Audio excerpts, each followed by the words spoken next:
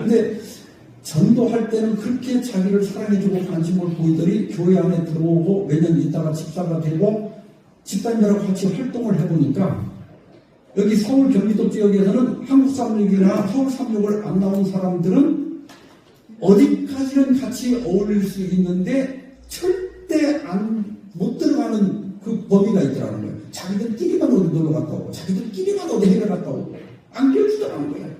그래서 실망해서 교회를 2번이나 떠났지만 아무리 봐도 진리가 여기밖에 없더라는 거예요. 그래서 다시 돌아왔다. 그래서 여러분 교회 안에 그런 경계가 없어야 된다. 내가 이 교회를 오래 다녔다고 해서 주인도로 돼도 안 되고 처음 온 사람이 가장 중요한 교회야. 교회. 그렇잖아요. 이 교회는 손님 중심으로 움직여야 돼요. 그런데 친해지는데 얼마 정도 시간이 걸릴까? 부담 없는 친구가 되는 데는 약 50시간이 필요하다. 친한 친구가 되는 데는 약 200시간이 필요하다. 그런데 우리가 일주일에 한 번 만나서 같이 뭐 차도 마시고 이렇게 한다고 해서 한 2시간 밥 먹고 한 2시간씩 사귄다고 하면 한 달에 8시간 만날 수 있고 친한 친구가 되는 데는 2년이 걸려요. 그러면 아까 보통 교회에 왔다가 얼마 만에 거의 다 떠난다고 했죠? 6개월 내지 1년 안에 떠난다고 했죠? 그러니까 이렇게 하다가는 거의 다 놓치게 된다는 거예요. 그러니까 우리가 소그룹 내 같은 이게 소그룹이 되면 거의 매일 보다시피 해야 그 영혼이 교회 안에 존재할 수 있어요. 근데 우리가 어떻게 매일 만나요? 근데 요즘은 뭐가 발달되어 있죠?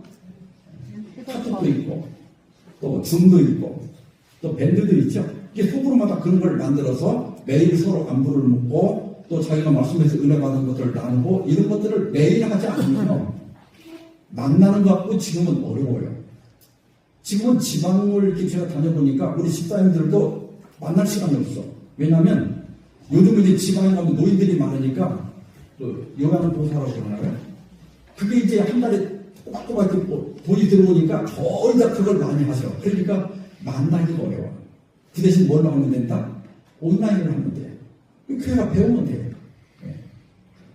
교정은 7번 21페이지입니다. 실수함이 없으신 분께서 그리스도인 활동의 기초로서 소그룹을 조직하는 일을 나에게 제시해 주셨다.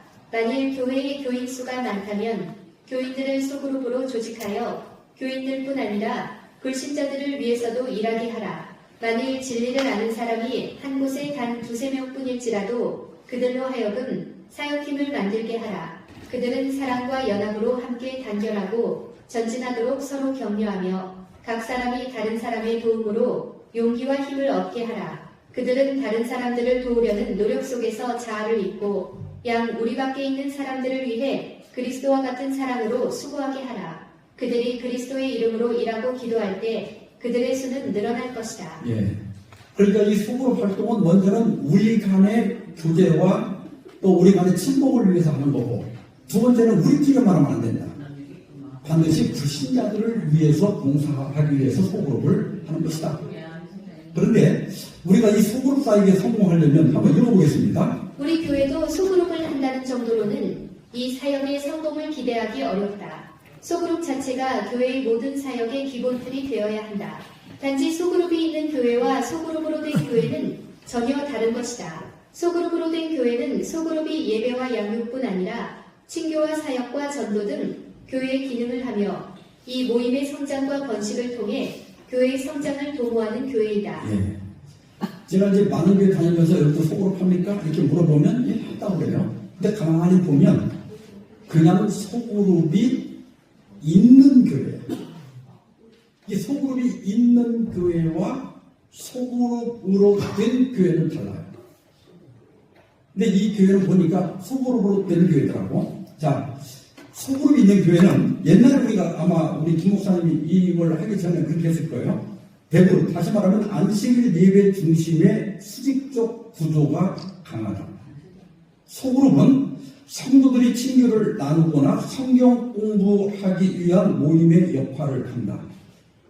소그룹에 참여하지 않아도 교회 생활을 하는데 큰 지장이 없으며 교회 전체 에너지는 주로 대규모 행사, 이게 교회가 하는 뭐 전도회나 또 장막회나 이런 데나 좀 모이지, 대부분은 이게 안식일 예배 이런 데만 집중돼 있지 교인들이 소그룹에서 움직이는 게 거의 없는 거예요. 그런데 소그룹으로 된 교회는 소그룹이 교회를 구성하는 가장 기초적인 세포가 된다. 그리고 그 소그룹 내에서 예배, 교제, 전도, 사역, 양육 등 교회 모든 기능이 소그룹 안에서 실제적으로 일어난다. 모든 성도가 소그룹에 소속되어 있으며 소그룹의 역동성이 곧 교회의 건강성을 결정한다. 안식일 예배는 이 소그룹이 모여 축하하는 연합 예배의 성격을 띈다. 그러니까 여러분들이 모이는 소그룹 안에서 예배도 이루어지고 거기서 봉사도 이루어지고 거기서 전도도 다 이루어져야 진짜 소그룹이다 이거예요. 자, 그림으로 보여드리면요. 왼쪽에 보면 소그룹이 있는 교회, 여기도 보면 우리 교회 성경연구반이 있어요. 우리 교회 발 마사지반이 있어요. 우리 교회 맨발 반이 있어요. 우리 교회 치료반이 있어요. 뭐 지압도 하고 뜸도 뜨고 막 이렇게 한단 말이에요. 쭉 뭐 악기도 하는 데도 있고 성악하는 데도 있고. 근데 이 한 가지만 악기하는 반은 악기만 80%. 등산 가는 데는 자기들끼리 등산 다니는데 80%가 다 거기 소모되는 거예요. 이건 그냥 친교 그룹이지 성경이 말하는 소그룹 개념은 아니다. 그러면 소그룹 된 교회는 그룹마다 그 소그룹마다 예배, 전도, 사역은 봉사활동이에요. 노인들에게 반찬을 만들어다 주고 아픈 사람들 방문해 주고 이런 봉사활동입니다. 그 다음에 교인 간의 친교, 양육이 각각 20%씩 고루고루게 돌아가고 있다. 이게 소그룹으로 된 교회의 모습입니다. 아마 여러분들 그렇게 잘 되고 있어야 생각합니다. 우리 다 같이 한번 읽어봅시다. 시작. 건강한 소그룹 하나가 교회 하나를 세운다. 그러니까 여러분 소그룹이 바로 뭐가 돼야 된다? 교회가 돼야 돼요. 그래서 그 소그룹이 소망반이 있고 사랑반이 있다면 그 반 안에서 친교, 예배, 양육, 사역, 전도가 다 일어나야 됩니다. 그래서 여러분 한번 소그룹을 이렇게 활동을 점검해 보세요. 우리는 친교 활동을 몇 프로 하고 예배를 몇 프로 하고 양육을 몇 프로 하고 사역을 몇 프로 하고 전도 활동을 몇 프로 하는가. 이게 고루고루 돼야 소그룹이 분명한 소그룹이다. 근데 옛날 교회 우리 김영국 목사님이 소그룹을 시작하기 전 그 전 신앙생활을 하는 거하고 소그룹을 이렇게 할 때 하고 보니까 소그룹을 해보니까 어때요? 바빠요 안 바빠요? 바빠요. 엄청 바쁘고 부진해야 되죠. 너무 힘들 때 힘들고 이렇게 하면 어떤 때는 옛날이 좋았어 이런 생각 드셨던가요? 아니요. 좀 힘들 때가 있어. 근데 존 모노메이크라고 하는 사람은 미국에서 최초로 백화점을 한 사람이에요. 근데 이 사람은 최초로 가격 표시제를 했고 또 반품, 미국은 이렇게 물건 샀다가 마음에 안 들면 갖다 반품하고 물어보지도 않고 반품해 주거든요. 이 사람이 처음 시작한 거예요. 그래갖고 돈을 어마어마하게 들었어요. 그래서 그때 대통령이 해리슨 대통령이 자기가 대통령이 된 다음에 이분의 경영 능력을 높이 평가해가지고 당시 내 밑에서 치신부 장관을 해주시오. 그랬더니 이분이 못합니다. 왜요? 그랬더니 내가 주일학교, 우리로 말하면 안식학교 교사인데 내가 장관이 되면 워싱턴에서 여기 필라델피아까지가 너무 먼데 내가 이 주일학교 교사를 못할까봐 나는 못하겠습니다. 그래서 대통령이 일을 나는 어떤 일이 있어도 아무 일도 안 시키고 당신이 주일학교 교사를 하도록 내가 보장해 주겠다는 약속을 받고 이제 장관이 됐거든요. 기자들이 이게 너무 웃기잖아 이게. 뭐 주일학교 교사한다고 월급도 주는 것도 아닌데 뭐 그것 때문에 장관을 안 한다는 게 이게 말이 안 되잖아. 다른 사람은 서로 장관하려고 다니는데. 그래서 기자들이 아니 장관직이 주일학교 교사님만도 못합니까? 이렇게 물어봤더니 그가 이렇게 대답했어요.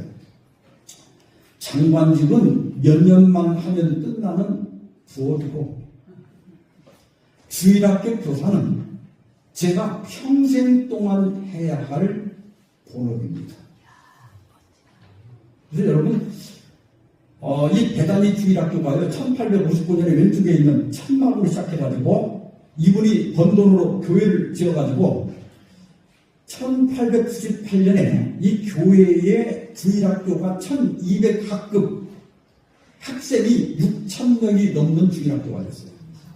우리나라 YMCA가 있죠? 이분이 지어준 거예요. 그러니까 한 사람의 헌신이 이렇게 놀라운 결과를 이루어낸 거예요.